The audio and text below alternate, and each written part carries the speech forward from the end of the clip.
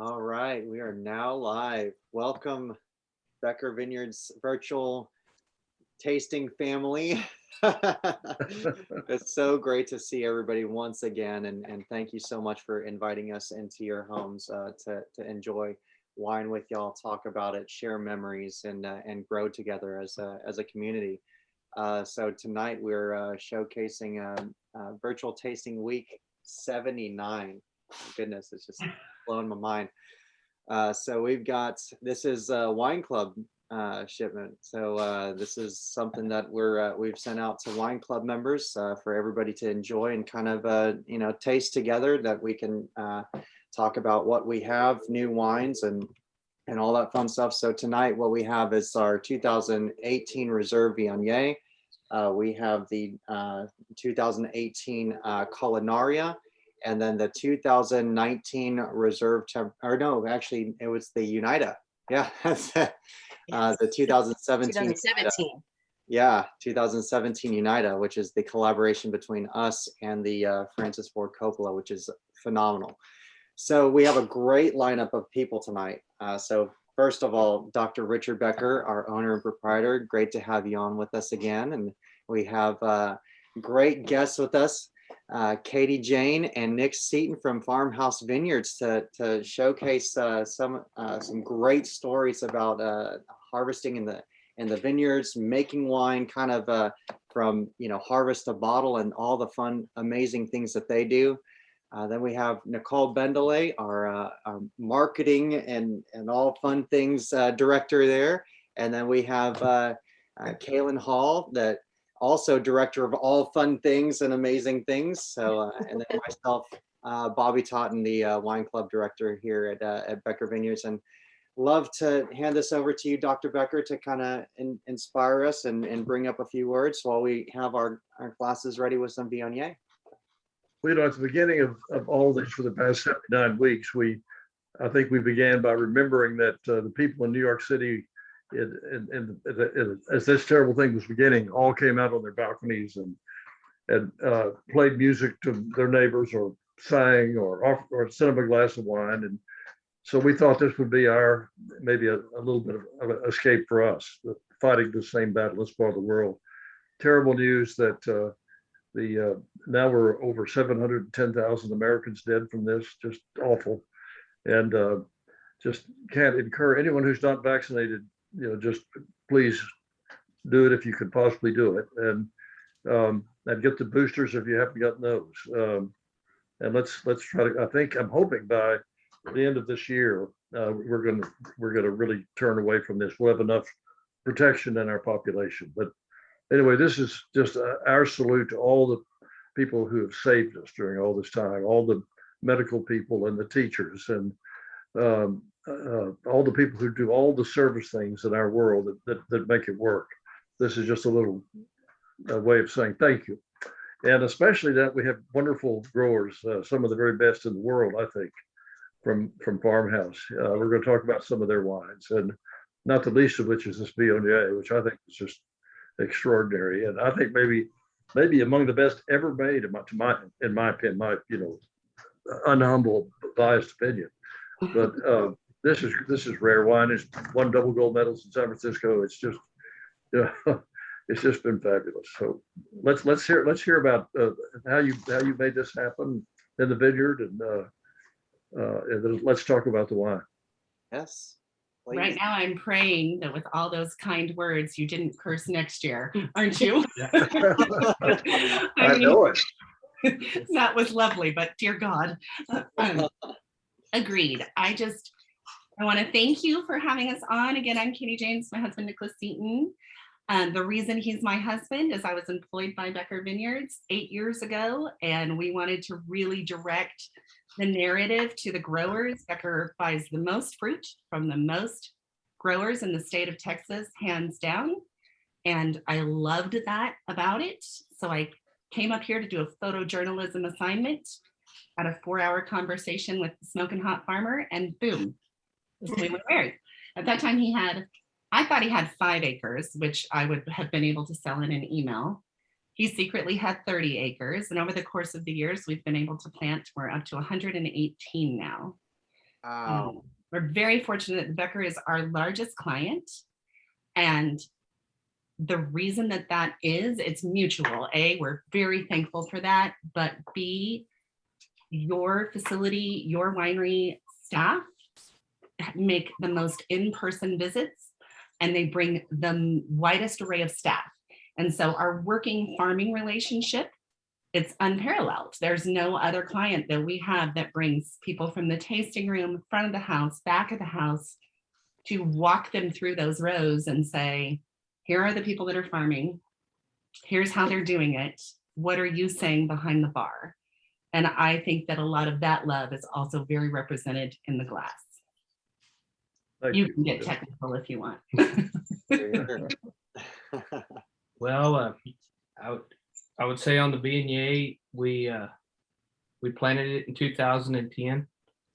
It's grafted on 1103P, and like Katie Jane said, y'all are the clients that are in the vineyard the most, and it makes it so much easier to deliver the highest quality product and for the customer to be happy when I know what they want. And when they're saying, hey, we want to hang this a little longer and we'll work with you. And hey, this is what we want it at. And this is how, this is what we want the, grapes to look like. And that makes it so much, it's easier to deliver what they want when they tell you what they want. Yeah, And it's that's real, Yeah. elementary, but when and it's taken years to but we've dialed it in, I think, really well. And it's a nice that particular clone, that particular graft is a good the rootstock 1103P has worked well in our area. That particular site's a nice site that grows well on that 1103P, and it's the site is located off of 2196. We're getting a lot more people who travel from the Texas Hill Country to the High Plains to see this AVA, because they hear about it so much. And that's exciting too, because we've created kind of a deeper, wider breadth customer together over the years. And so it's located off 2196, which is the Levelland Highway. It's a 5-acre block. We have done both projects. We're proud to have been reserved Viognier twice. We're the largest share of fruit share in the current one. I always ask for those numbers. I'm very proud of this relationship, so I want to know those numbers. And we don't necessarily pick on chemistry anymore. And that's like a goal you always get to, or hope to get to. You can pick on Brix and pH and TA, or you can walk through and taste and feel the skins. Brenda Canada is famous for it. And when we start getting just those flavors, it's very esoteric. Then we know to pick. So that's amazing. That's amazing. So the communication through the years of saying, hey, this is what we want, this is what we're wanting to come after, y'all have kind of fine-tuned down the road of like, okay, this is what Becker's exclusively is desiring.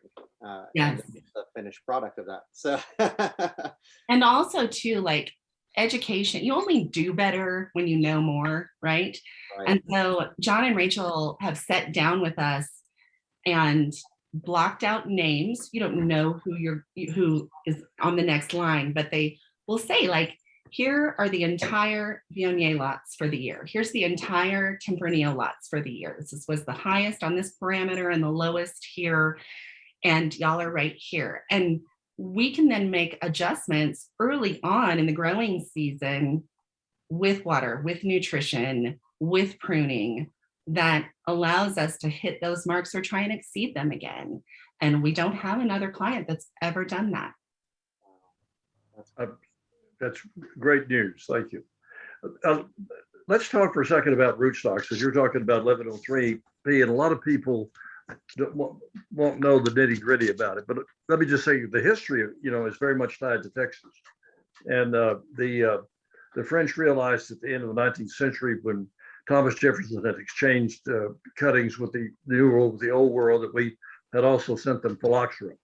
And it took about 100 years to become clear that most of the European vines were going to die. And they figured out that it was a disease that came from the New World. And they reasoned that the native American grapes are resistant. Let's graft our vinifera, Viognier, Chardonnay, Cabernet onto American roots and then grow the vines that way, and they'll be protected. And so they began looking around. They started in Virginia, and the native grapes from there were mainly from riparian areas, riverbanks that were heavy in clay. The French vineyards were all heavy in chalk. So they said somewhere there's got to be a Native American grape growing in very, very chalky soil. And good old Texas caliche just popped right up on the map. And Dr. Munson had been going around at the end of he was originally from Kentucky, and he had a project in North Texas where he was collecting grapes from Oklahoma, New Mexico, Texas, Louisiana, and growing them in his vineyard. And so when they approached him and said, we need a native vine that grows in chalky soil, he said, I've got it. And so that's where the rootstock industry began. And they've ultimately settled on a single Texas variety, and actually shipped boxcar loads of these cuttings to the East Coast, put them on ships, sent them to France. And the French began growing them, and they crossed them with a native French grape. And that was the first rootstock. And now they pick up where rootstocks have gone from there. About how you think about them and how you see your property and what you graft, what you pick as a grafted vine. We have a good bit of rootstock, and depending on the site, most of ours, the caliche is about 10 to 15 feet. You'll hit caliche. It's primarily sand and clay. But we have a good bit of root knot nematode problems. And what we've found is with the rootstock that, if the roots are at any time damaged, that 1103P is so aggressively grower. It's an aggressive grower, and it'll replace that root so fast that it'll, nearly outgrow those problems. And that's what, P is Paulson, stands for Paulson. And we've just found that in our area, it works well. I know, certain other parts of Texas, it doesn't work as well. We've also got some on Harmony. We've also got some on Freedom. 10114, and what regulating the growth of the canopy will, if there's a big one, or like our Malvasia Bianca is a bigger canopy, it'll put out a big canopy. Sometimes we'll graft onto something that's that's not as aggressive grower. Our Roussan is on Freedom, I believe, and Harmony. It's not as aggressive grower. It's a little later bud breaker.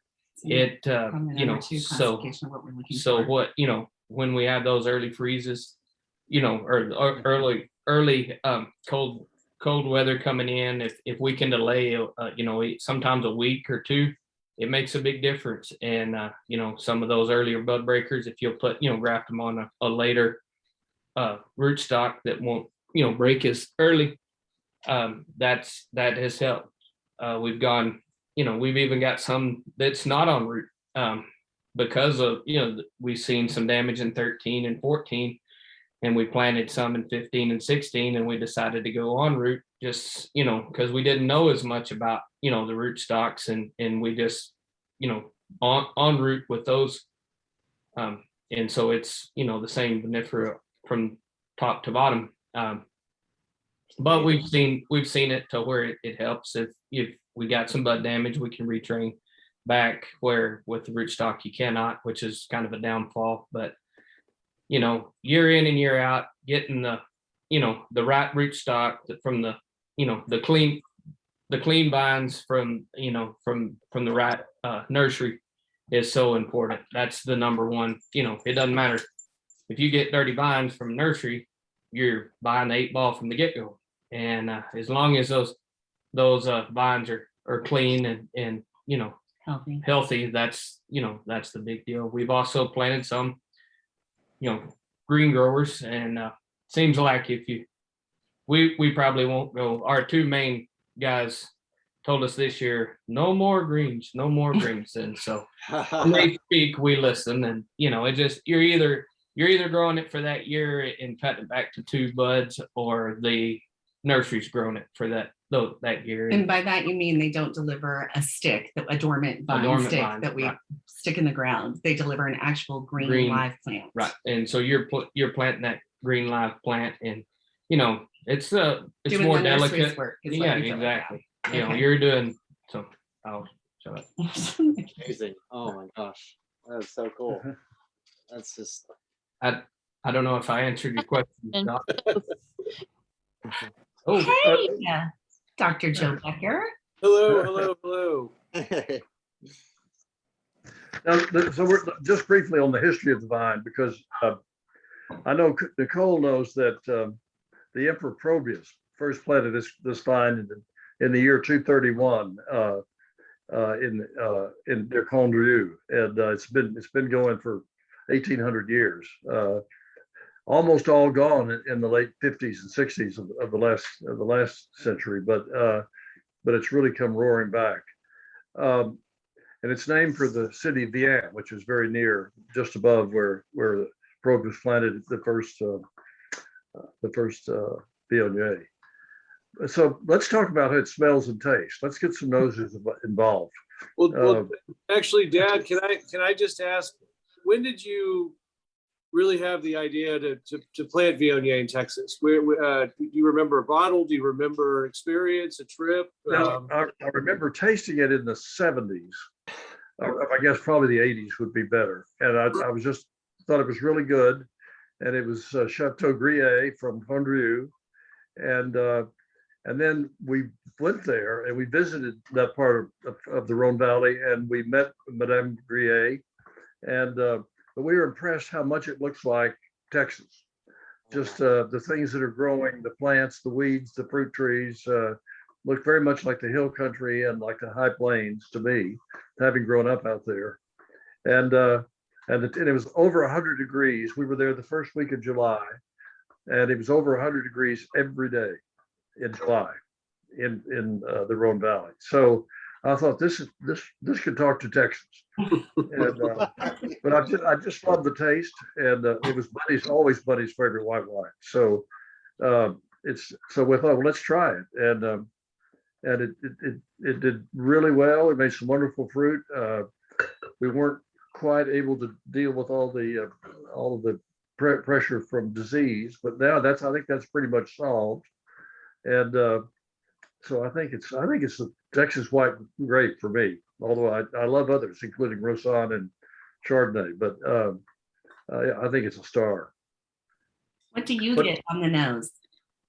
Well, I've been doing this now for this grape for over 20 years, and I always get white flowers, and I also get peach, nectarine, and I love the complex spice on the palate. But you guys talk to us. Nicole, you're obviously in a sincere pumpkin patch, and how's it smelling and tasting out there, or is it all pumpkins?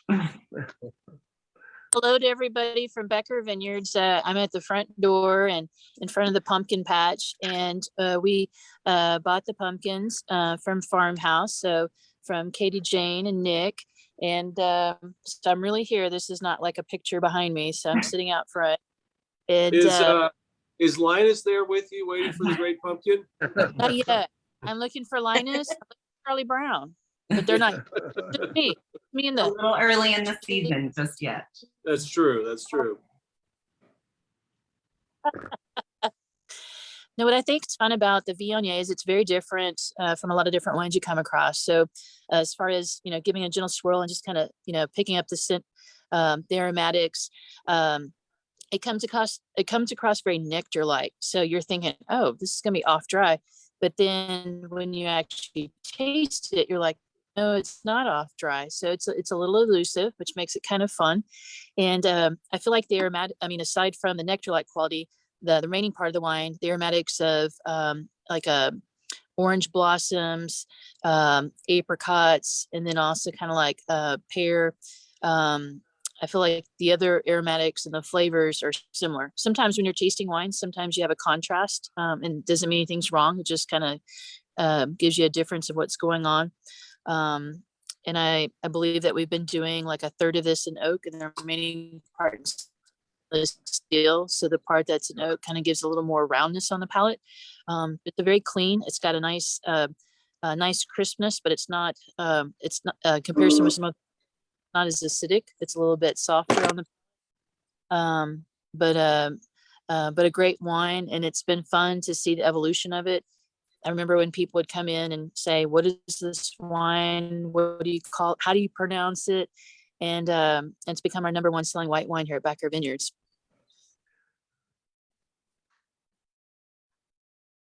Cheers to that. So Caleb, tell us all the things you're sniffing and smelling and tasting and on this wine. Absolutely. So, as you'd mentioned, I do pick up quite a bit of white flower. I always want to lean towards honeysuckle on that, but maybe also some sort of maybe orange blossom or peach blossom, something along those lines. I'm picking up on this specific vintage. Lots of tropical fruit as well. Maybe heading into some mango, still a lot of really beautiful stone fruits. And on the nose and on the palate, I'm picking up a bit of light brown spice somewhere in the land of clove or other things that go into pumpkin pies and all things great. And I really enjoy it. I will say Bobby and I both did our introductory sommelier training and certification at the same time, at the same class. And the sommeliers were a bit dismissive of Viognier. They said, oh, it's just so aromatic. I'm like, well, yeah, and it's beautiful. So this is something I always think of anytime somebody's like, oh, Viognier. I'm like, oh, very aromatic, and check. And think of all of the beautiful floral components that I pick up initially on first whiff. Yeah, honestly, in that class, we were kind of put off by that.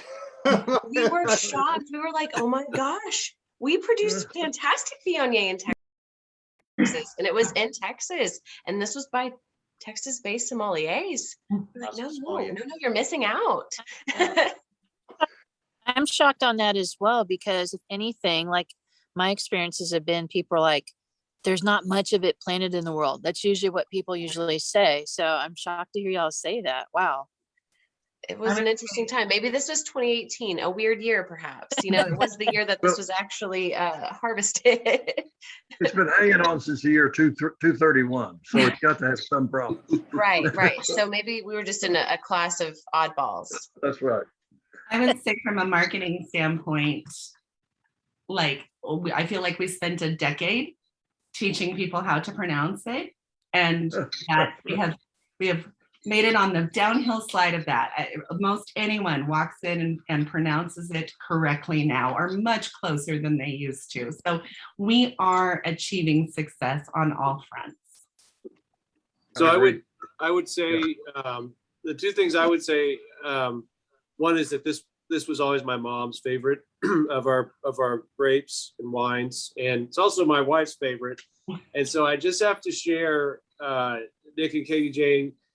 You know, my Emily got up there. She had not seen any of these vineyards before, and as you know, she's the enthusiastic one in our relationship. And so she comes back and she's like, "Oh my gosh, I just saw this wonderful vineyard, and it was crazy, and they're just doing all these really fun farming things. And Anthony took me down and he showed me the fan that keeps the vineyards warm, and it was the most amazing thing I've ever seen. But it truly is. I mean, I think the grapes, the grapes that come off your vineyard are amazing. I mean, I think they have incredible fruit. I think seeing your vineyard is like seeing some of the great vineyards in all over the world. Well, thank you so much. And Emily's, her fresh eyes on it were absolutely contagious for all of it. All of us, really. And then she also helped clear up a skin problem for my son. So, you know, always nice to have a Dr. Becker, one of 3 in the house. That's awesome. That's amazing. I So had to decide that I realize, you know, a lot of people, whether they're grape growers or farmers or both, you know, we're looking for things that don't require as much water. But at the same time, how did you decide that you wanted to plant grapes, and then also that you wanted to plant Viognier? How did you, what's that would be one of the grapes that y'all wanted to plant? So we, in 2010 was our first year planting. Prior to that, we ordered, we were under the, okay, so my family is the Seatons and the Binghams. So my mom was a Bingham, and Cliff Bingham is my uncle, and they were very instrumental on getting us started planting, very instrumental, mentoring us. And at the time, Bobby Cox was their consultant. And so I talked to Cliff, my uncle, and he, you know, I wanted to plant 80 acres, and they talked me into 20, and I should have planted 2, but you know, that's what it, you know, that first year. But that Viognier was one that was real hot at the time. And so at the 20-acre planting, that was the, you know, they were all 5-acre blocks that we planted that year. And so he was, Bobby Cox was very instrumental, and Cliff very instrumental on keep it on us picking this grape, and the rootstock also. And Bobby also gave us Malvasia, which is just Yeah. now being hot. Like Yeah. we couldn't give it away. When we got married, we couldn't give it away. So that's why we got into making wine. It's because we had this wine that nobody wanted, or this grape that nobody wanted. So we made our own wine. The feedback then was, where have you been hiding this, right? Another really floral aromatic white that can be made bone dry, off dry. And it was like, we've been begging you to take this fruit. What are you talking about? But again, very much a notable Bobby Cox moment for sure. And there's a lot of you know, Bobby's got years of experience, and He will And have so- the best funeral. Not Yeah. that I wish him ill or death. I don't. But I'm telling you, Bobby Cox's funeral will be just a landmark moment of tales and regalia. It'll be amazing. So already, And Dad, I mean, Dad, you always talk about, you know, being inspired by some of the great wines he made with made early on. The kind Well, of dry- first time I met Bobby Cox, he was pouring at a wine tasting in Lubbock, and he poured one of those beautiful early cabs that they made, which I think, you know, were just extraordinary wines. And he poured me just a little bit, and I tasted it, and it was just great. And I said, "Can I have a little bit more?" And he said, "No." So I said, "Okay." Anyway, I thought he was really the inspiration to me. I said, if he can make wine that good, that's a goal. You know, that's something we could really try to match. And but those wines they made in the 80s are just, you know, some of the best ever made. Some of the very best made in Texas. Some of the ones that John and Rachel have made will rival them. And certainly this Viognier will. But that was the inspiration for me, and it was Bobby and Jennifer. I loved them both always. They were. You definitely knew where you stood. They were clearly outspoken, so it was fun. which is maybe not so welcome in Lubbock, but very welcome globally. Yeah. Well, we go to the second wine. Yes. What do you think, Bob? Which one do you pick to do next? I would think the Culinaria, and then finish off with the Unida. Okay. We got a big old blend here. We need to have John here so we can hold his feet to the fire about this. But every time that John makes one of these incredible blends, I look at it and I say, not a chance. What were And we then thinking? I say, oh my God, he's done it. So, I mean, there's no reason to put Zinfandel, Dolcetto, Tannat, Cabernet, Barbera, and Mourvèdre together, except for this. So this is the one exception. True.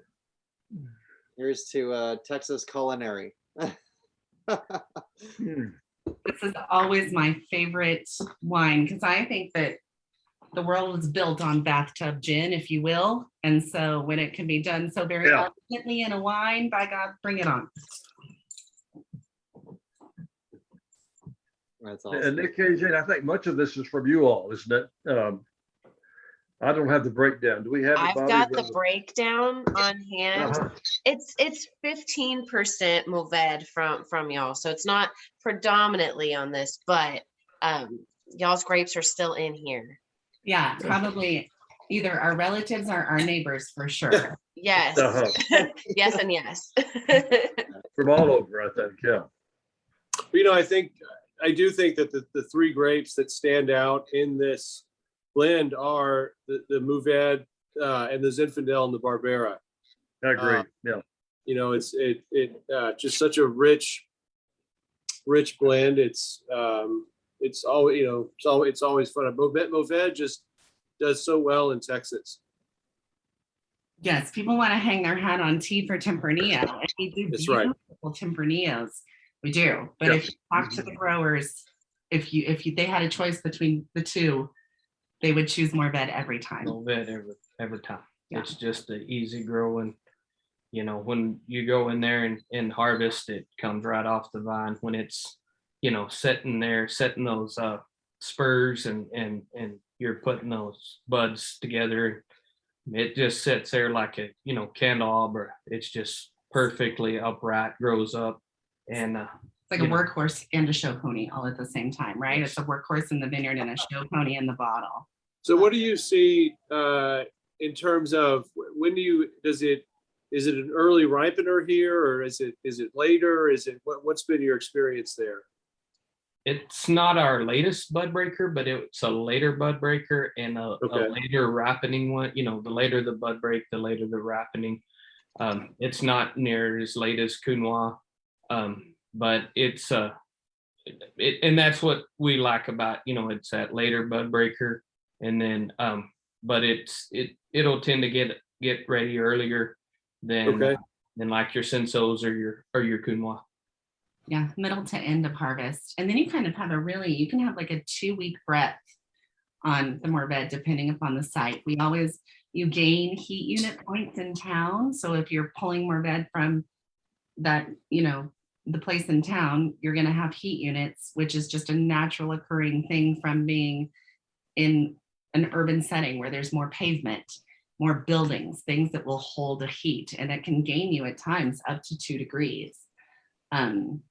And then, you know, out in the wide open spaces. So you can really dial it in. And if you have a lot of it, like we do, that makes it nice logistically on the harvest side, because you can actually schedule a pick. If you want to ruin a harvest, schedule your pick, right? Like picks are to be called. That just doesn't work out, but picks are to be called when the grape is ready, and the grape decides when it's ready. But Mourvèdre at least gives you some parameters you can kind of go by. That's cool. That's very cool. So Katie Jane, I wanted to hear a little bit more from you. Do you mind sharing kind of how you got into the Texas wine industry? Well, sure. So I started in the Texas wine industry. I started in the New Mexico wine industry when I was in college by accident. And then I moved to Austin, and I was working on a contract with the Rodeo Austin, and they were trying to set up a VIP booth and tent and experience for their people. And so of course they had local beer, right? Because God love a Texan. They all have their football team, their Shiner Bock. They buy a Suburban made in Dallas.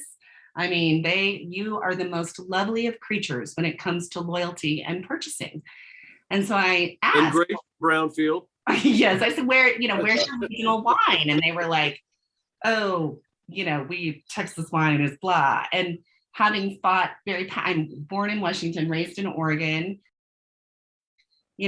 those regions are phenomenal. And I just remember being it was just off-putting, the dismissiveness, kind of like you guys spoke about earlier. And I said, surely there's an association that could point us to good regional wine. And so I Googled and found Twiga. And at that time, Dakota Hazelwood was ED.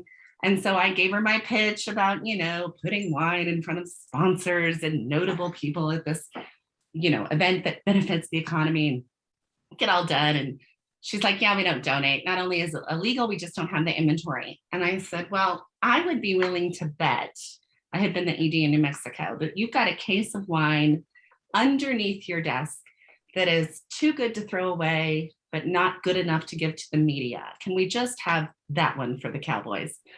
And she said, what's your name again? And I could hear her Googling. And they, at that time, had just created a position in the Hill Country for marketing. So I, via that avenue, was able to be the ED for Texas Hill Country Wineries for 7 years. I watched them go from 16 to 33. And the year I left, they had voted in 15.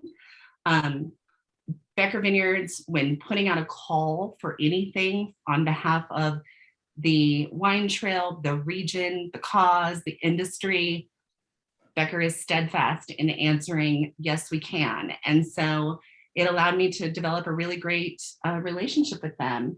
And I went to work for y'all for a year, exclusively, a little over a year. And then, you weren't on yet, Joe, but I talked about coming up here to do the photojournalism of the portraits that still to this day hang in the cellar. Yep. And that led me to Nick. And so we had a conversation and got married, and now you buy our grapes. But I can honestly say it's not a fixed deal. If the grapes weren't good, you wouldn't purchase them. So, and that's a testament to both Anthony and Nicholas's farming. That's awesome. And actually, we're just as an aside, KJ, we're wanting those pictures to be more visible. So we may move them upstairs. So. Listen, I voted for them to be life size, and I was voted down. So I say we reshoot them and make them life size. I don't know, that cellar of y'all's, it's the best cellar. I have some of my just greatest memories are with you guys. I sent Kaylin a picture just the other day because it came up on my time hop.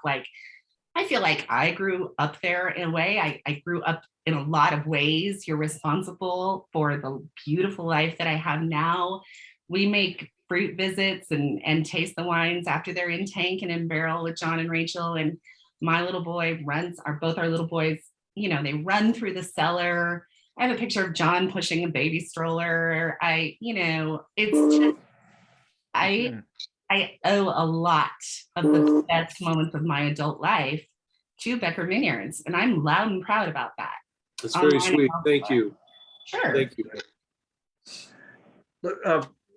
Kayla, talk about what you're smelling and tasting in this wine. What do you find here? I think it's pretty amazing. And it's amazing. I get allspice, so much wonderful allspice, yeah, like good baked color allspice. Absolutely. mincemeat pie.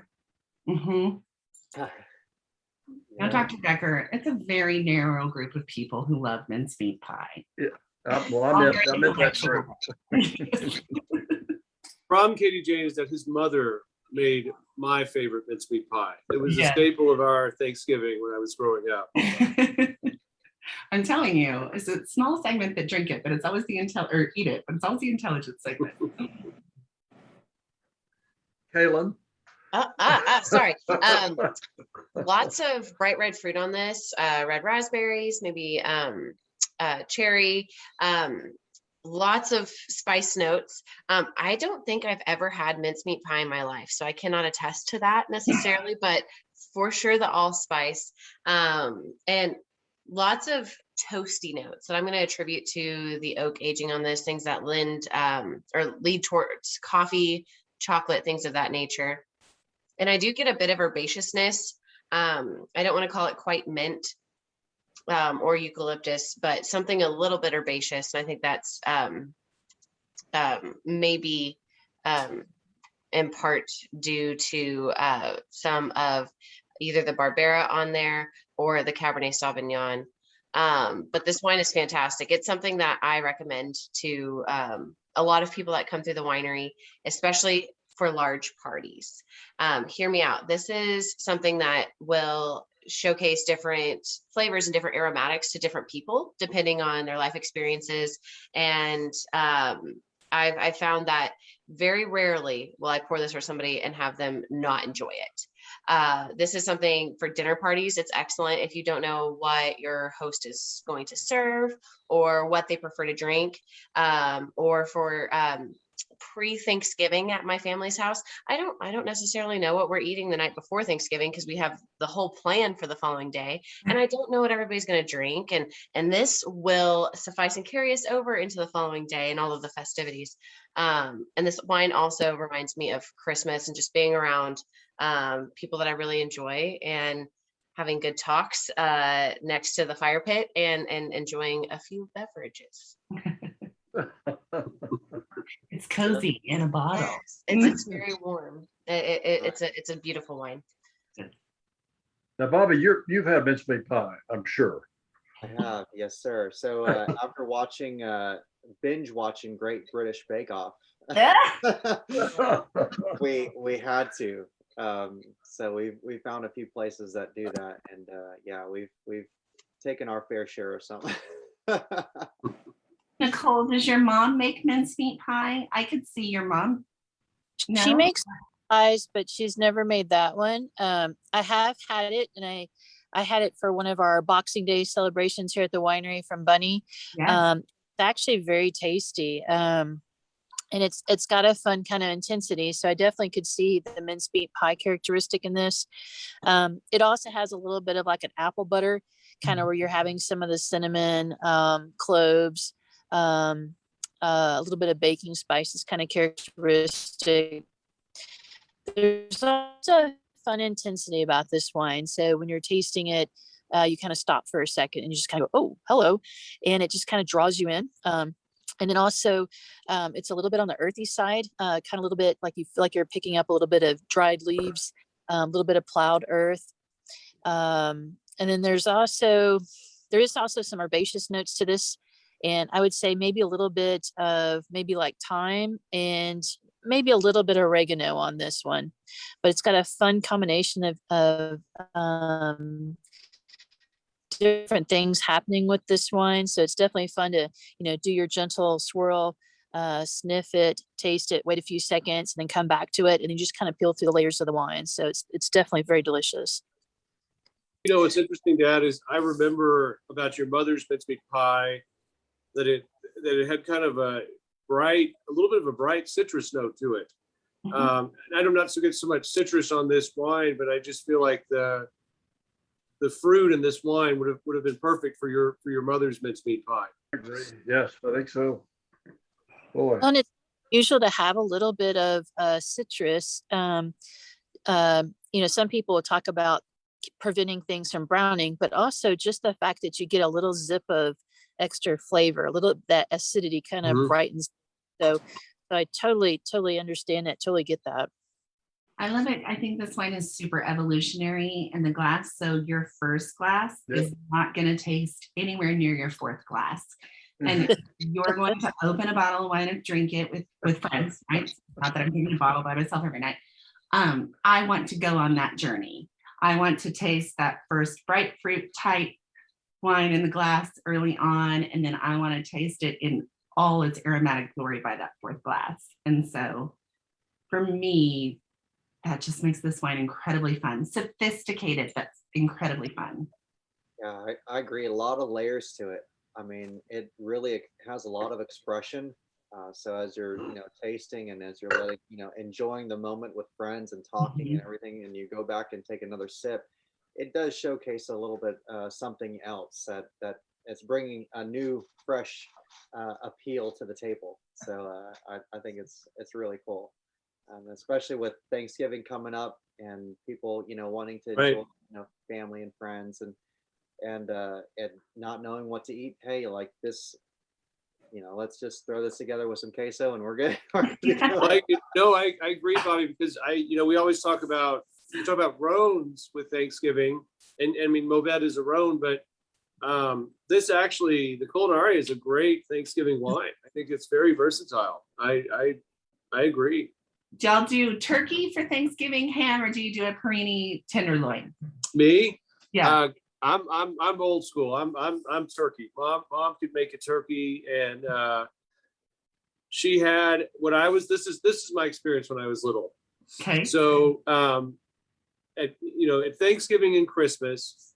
Let me talk about Christmas, because this was always amazing. So we would have, my mom would serve dinner on Christmas Eve. Amazing turkey. Mom had a wonderful stuffing recipe, and even though it's not supposed to, we did put some of the stuffing in the turkey while it baked. Mom would have 4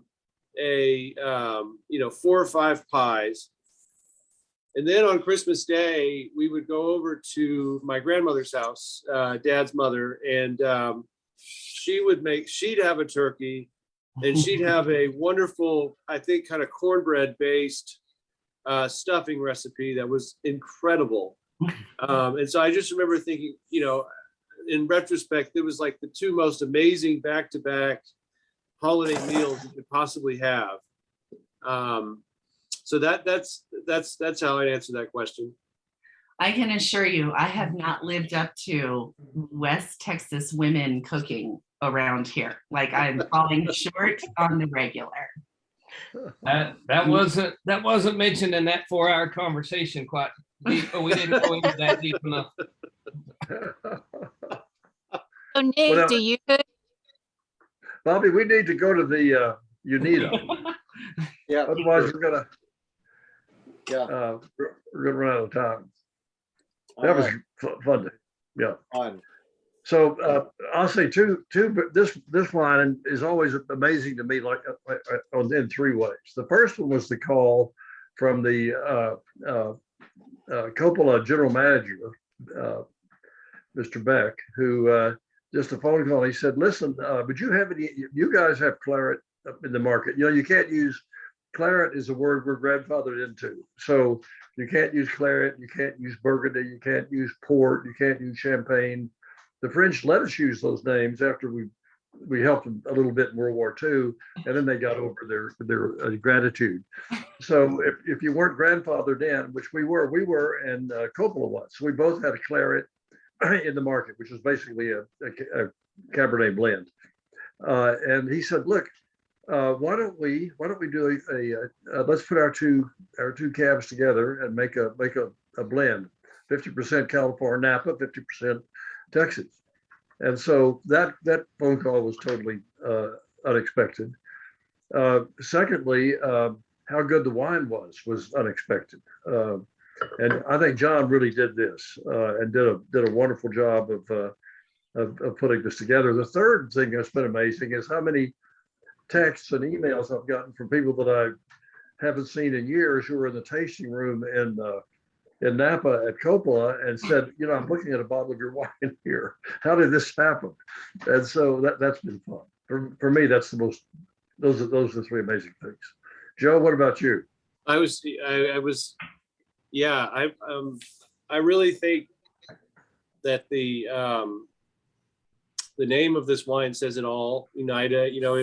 It was an incredible experience from start to finish. Meeting with Corey, having Corey Beck, an early mentor of John, come out to the winery,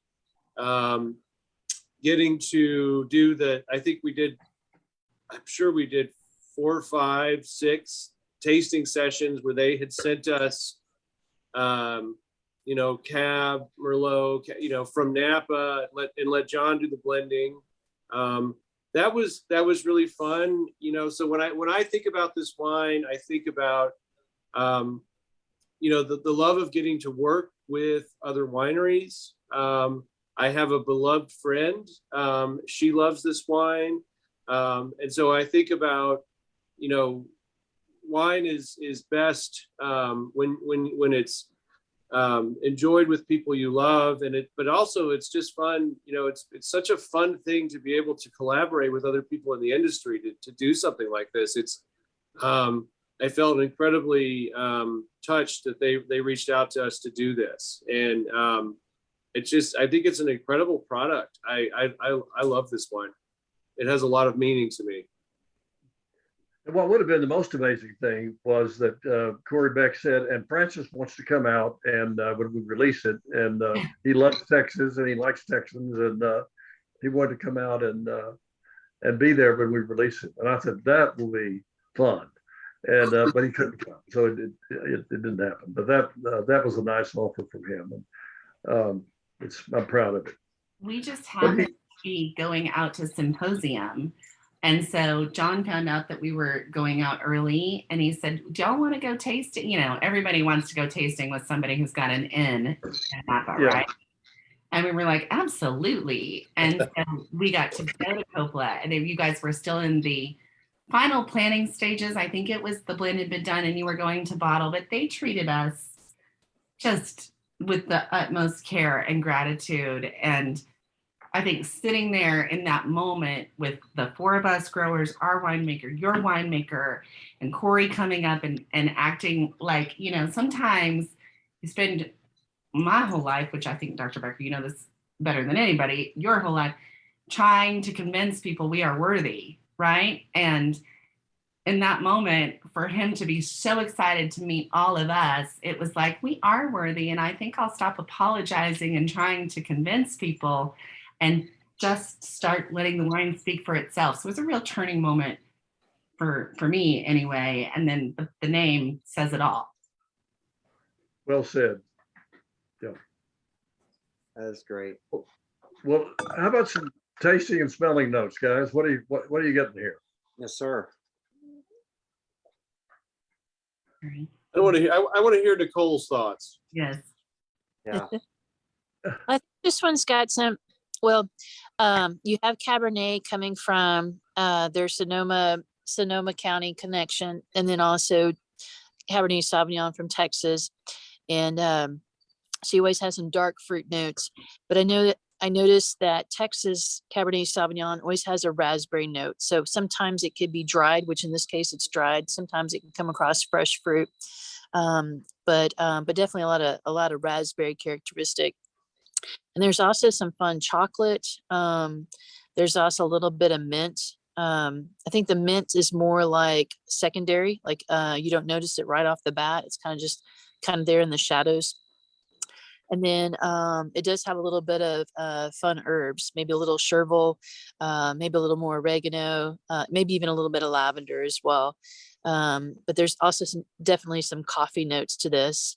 And I know that we also bought some additional grapes from some of our different grape growers. And I just want to take a few seconds to mention that we had bought some grapes from the Bingham Vineyards, and Blake Bingham passed away recently. And I just want to say that from Becker Vineyards, from the Becker Vineyards family and the Becker Vineyards team, that our hearts and warm thoughts and hugs go to the family at this time, at this difficult time. And also just want to say, thank you for, I know they also grow grapes, but they also grow other different crops as well. And one of the things about farming, people talk about gambling, and the farmer, to me, I come from a farming and ranching background. And so to me, the farmer is the original gambler. You have so many odds against you, but you still are determined and you're going to persevere.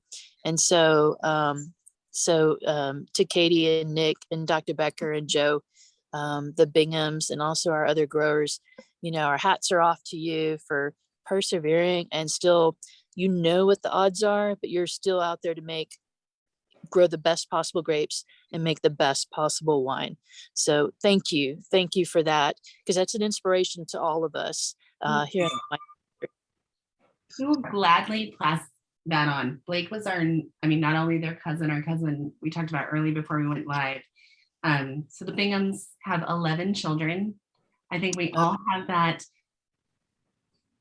essential picture of them as toddlers playing classical music and instruments. And then I remember feeling kind of like sad as they begin to develop into lanky teenagers and young adults and making their own decision. And hey, is the family band breaking up, right? But that's what we do. We raise children to fly and go on their way. I can honestly say anytime anything was broken at my house, Blake Bingham was the first to come running.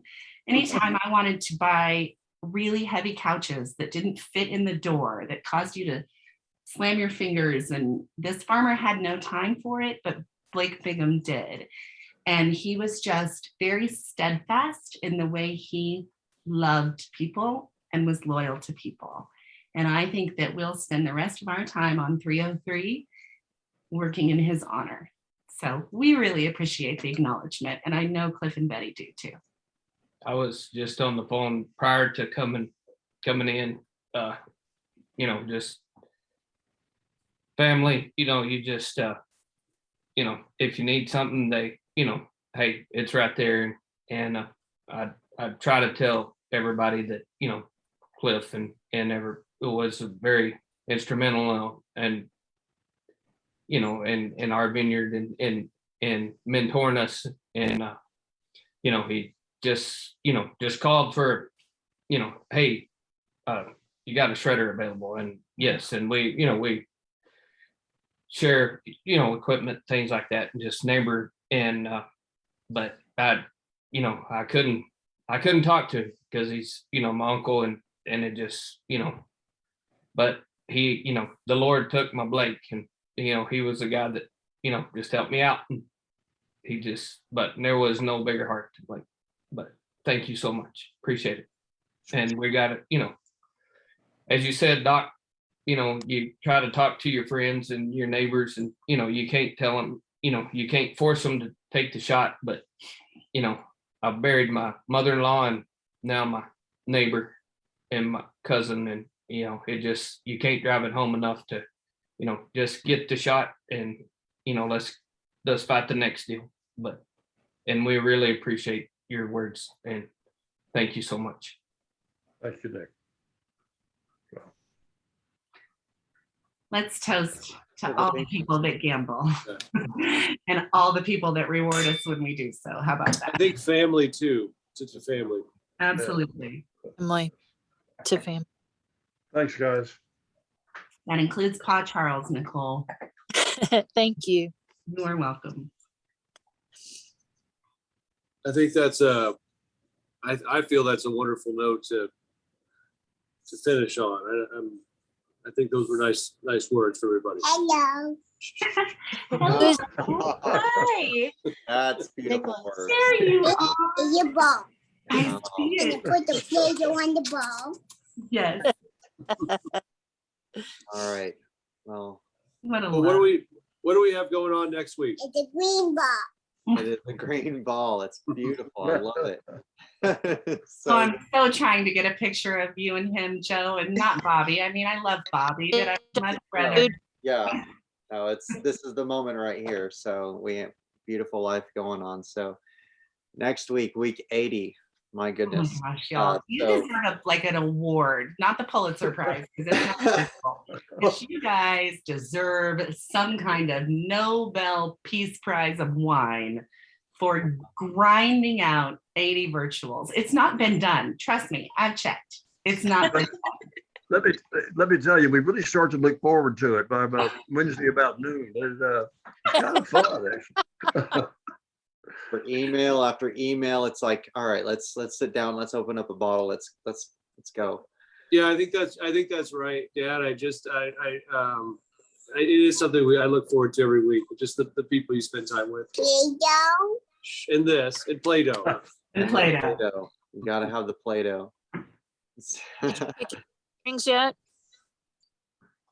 What was that? Did y'all pick any wine pairings yet? For this Oh. next week? Or I'm sorry, food and wine pairings. Food and wine pairings.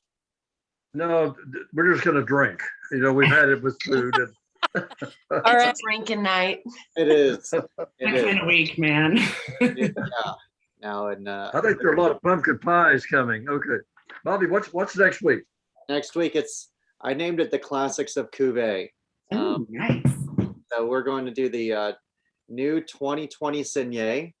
It has not, this was released in the wine club shipment for the White Wines Club, along with the 2019 Prairie Cuvee. But I was thinking tonight or this earlier today, I was like, you know what? We've tasted through the Viognier that's going on the shipment. Why don't we introduce a little bit of the classic cuvee, the original cuvee that we came out with? So the 2015 Prairie Cuvee, which is an amazing medal winner. So we're gonna compare the two, the 15 Prairie Cuvee and the 19 Prairie Cuvee next week. So that's what we got going on next week. Those are blends, Bobby. Tell people what the blends are of the cuvées. So the 2019 Prairie Cuvee, I believe it's 47% Marsanne, 47% Roussanne, and then 6% Viognier. And then the 2015 vintage of the Prairie Cuvee is 54% Marsanne, 46% Roussanne. So if I'm not 98% sure you're right with those. And it is aged amazingly. It's incredible to taste it. So yeah, that'll be great fun. So cool. And with that 15 Prairie Cuvee, we only have a few cases left of it. So about 20 to 30 cases left. So be sure to get what you can, because it's going fast, and we're excited to share it with you guys. And we've Thanks. got Thank you so much. people coming Yeah. up. Hey, Jane, 16. thank you. Katie Jane, Nick, thank you. Look at that. Oh, we missed her lavender moment. Thank you. But Nicole, what is lavender moment? We've got the Lavender Festival coming up October 16th as well. So don't Right, forget it's the a- Lavender. It's a new format, right? It's a one-day event on the 16th. One-day event, normally not in October. Normally it's the first weekend of May, but due to the pandemic, it kind of pushed it back into the fall. Sure. Well, I know that y'all will do a beautiful job. Chrissy will do a beautiful job. I always like asking Dr. Becker this question, if I may. I know I'm taking liberties Sure. on y'all's virtual, but what are you drinking from your not Texas closet? Because I know you drink a lot of Texas wine, but you have a pretty fancy closet with a lot of fancy wines I'll never know how to pronounce or see or visit. The truth is that they're mainly there. So my drinking is more talked about than real. But It's same, right? Totally same. but I would say Chablis mainly. I Okay. love Chablis, Yes. and to have a glass or two most nights. Uh-huh. But it's as Bunny said a number of years ago, we'll never drink all this wine, and she's right. So I haven't taken it as a challenge to try to finish it. Well, I think that you should just continue to do what you do, and that's share it with all the other people, because we certainly enjoy That's my it. job. Okay. Yeah. All right. Thanks, y'all, Right. so much. Please Thanks. let us know if we can ever assist or educate about grapes in any way. Bye, Bobo. Is that Bobo? That's the youngest one. Okay. Well, right. cheers, Thanks. y'all. Cheers. Sure.